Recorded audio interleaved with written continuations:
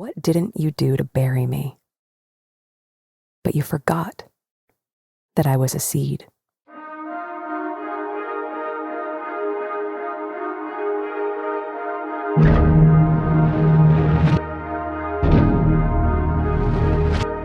It's really hard to look back on it now and go, what on earth happened?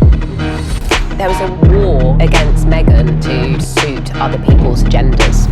It's about hatred. It's about race. It's a dirty game.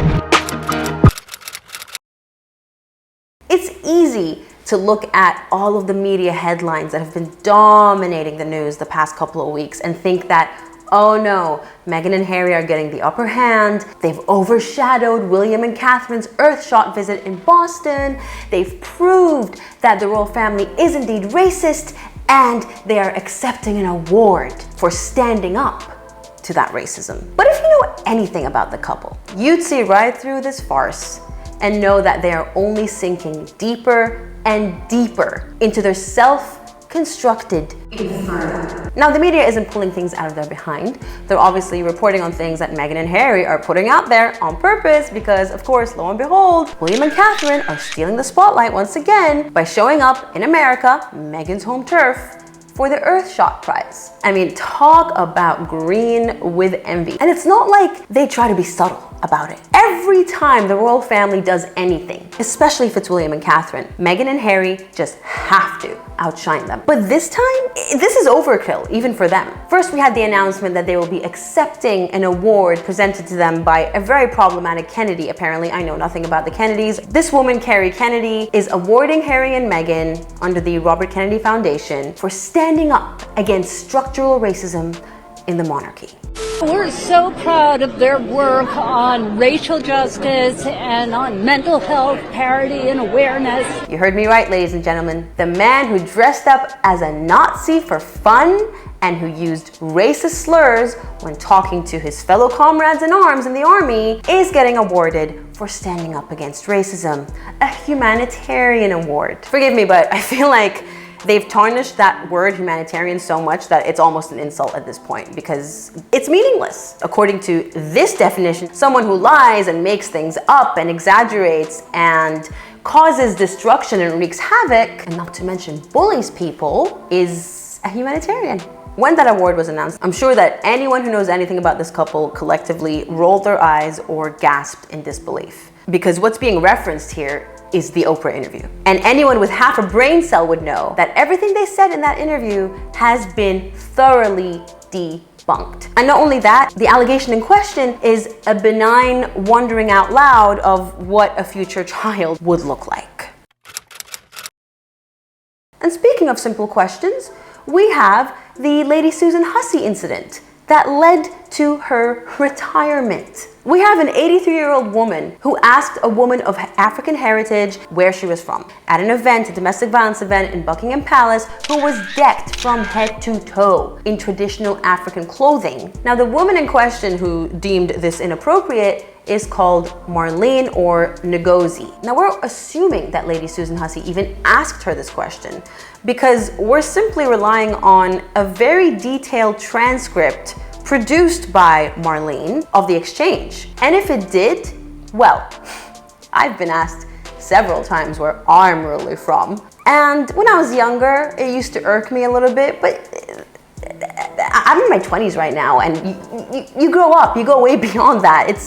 If you start getting offended or victimized or abused because of questions like this, you're not gonna have an easy time living in this world. And this woman is significantly older than I am and presumably a lot more experienced. But aside from that is the fact that she was dressed in traditional African clothing. So it's very much warranted that the outfit invited some questions about, oh, you know, where is this from? What's your culture? What's your background? But according to today's woke society, that's racism. And it was so bad that Lady Susan Hussey, as I said, had to forcefully retire. Now, I don't know who was behind that decision, but there is talk that it was the palace that basically forced her to retire after 60 years of service as a loyal lady in waiting to Queen Elizabeth. And if that's true, Meghan Markle has won, because this is what she set out to do. She set out to paint the royal family as racist. By succumbing to that description, they're only confirming what she alleged. Instead of standing up and saying, this was a misunderstanding,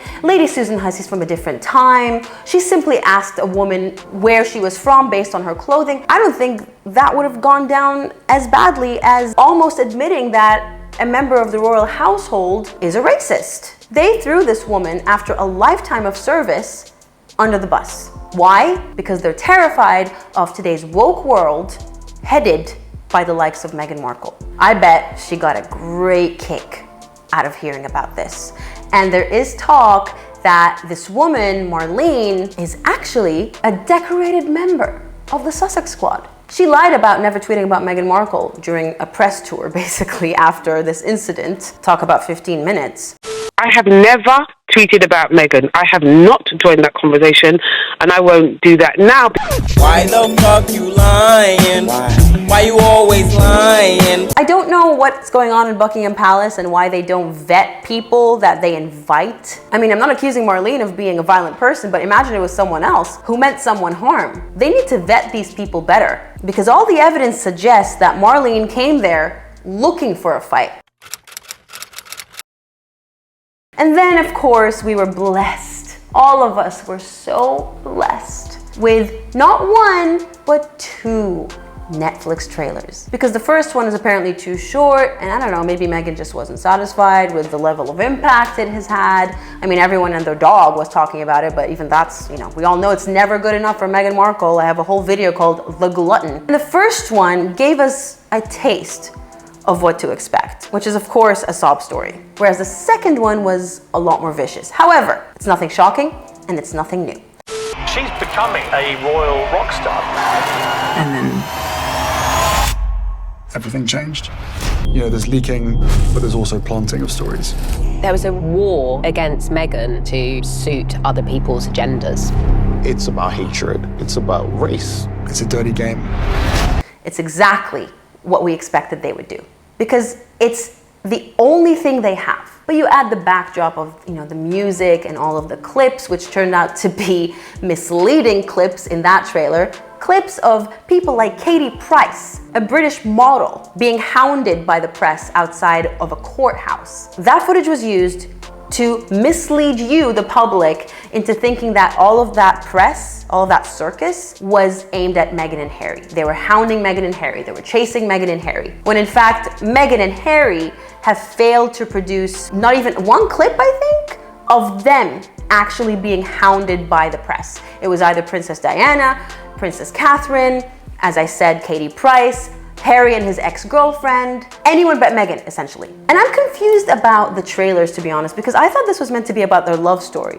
That's definitely what Meghan described it as in prior interviews. But the trailer was basically a downright attack. They seem to be singling out Catherine quite a bit in both trailers as well, which a lot of people have noticed. It makes me very uneasy because I know what it's like to simply be a woman who exists and has something that another woman wants but could never have.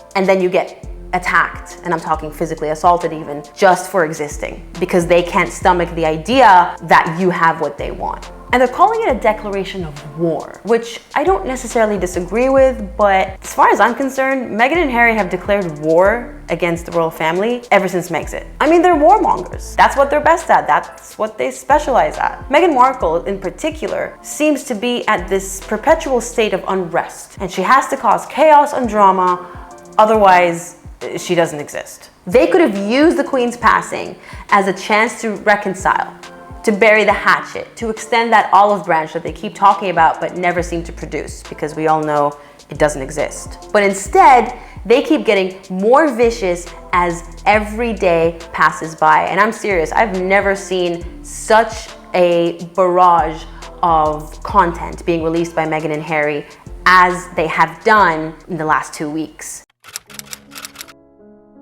I'm gonna leave you with this quote from her final episode on the Archetypes podcast. What didn't you do to bury me? But you forgot that I was a seed. To me, it was another poorly and thinly veiled threat.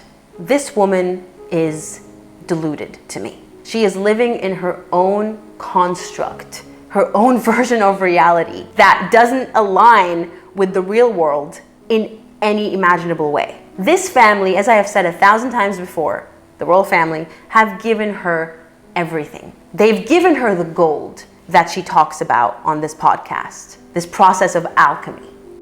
And in that, especially in the discomfort, it made me think of the alchemy process, which is this process in which a really dense, hard piece of material or metal can just be churned and put under so much pressure that you can't begin to imagine how it's going to survive, what's going to come out of that. But when it comes out at the other side, it's gold.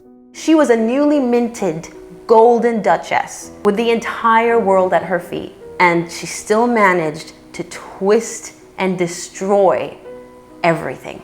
And now here she is, accusing the very people who gave her everything of trying to bury her. What do you say to that? The reason I held off on making this video for so long is because I wanted to see with my own eyes Meghan and Harry arriving at this award ceremony. I actually gave them the benefit of the doubt.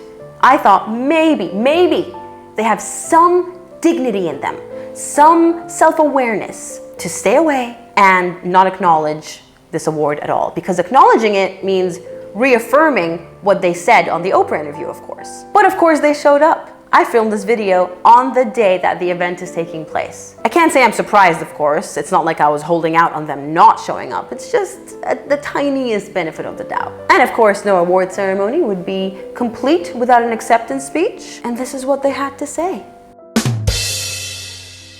It looks like word salad is on the menu every day at the Sussex household. Honestly, I don't know what else to say.